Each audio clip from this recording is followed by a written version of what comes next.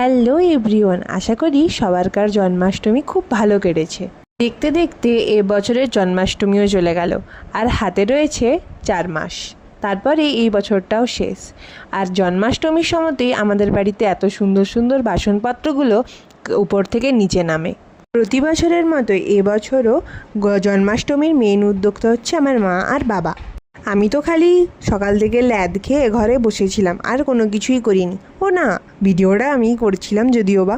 তবে আমার মা সকাল থেকে উপোস দিয়েছিল, আর তারপরে সন্ধেবেলা থেকে আমাদের গোপালের জন্য খাবার দাবারের আয়োজন শুরু হয়েছিল। জন্মাষ্টমী মানেই তো তালের লুচি, তালের বড়া, এগুলো হচ্ছে মেন অ্যাট্রাকশন। আমি মাকে প্রতি বছর বলি গোপালের জন্য কম করে তালের লুচি বড়া করতে, কারণ গোপাল তো অ্যাকচুয়ালি খায় না, খাই তো আমরা। কিন্তু তারপরে মা আমায় বলল যে কম হোক আর বেশি হোক, যেহেতু আমি অর্ধেক শেষ করে দেব, তার জন্যই মা অ্যাকচুয়ালি বেশি করেই করে।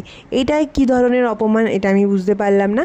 যাই হোক, গোপালের জন্য এই সমস্ত থালা ভর্তি মিষ্টি, সুজি, লুচি এগুলো সব সাজানো হয়েছিল। আর আমার দিদিরও এইটা বিয়ের পর প্রথম জন্মাষ্টমী, তো ওরাও চলে এলো বাড়ি।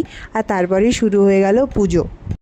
এই পুজোতে আমার অবদান মাত্র খালি ছিল শাঁখ বাজানো আর কাসর বাজানো, যে দুটো বাদে আমি কিছুই করিনি এখানে। তবে এই আরতির সময় যে কর্পূরের গন্ধটা চারিদিকে ছড়িয়ে পড়ে, ওটা আমার বেশ ভালো লাগে।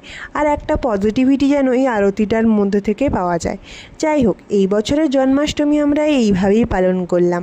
আজ এতটুকুই, পরে দেখা হচ্ছে নেক্সট কোনো ভিডিওতে।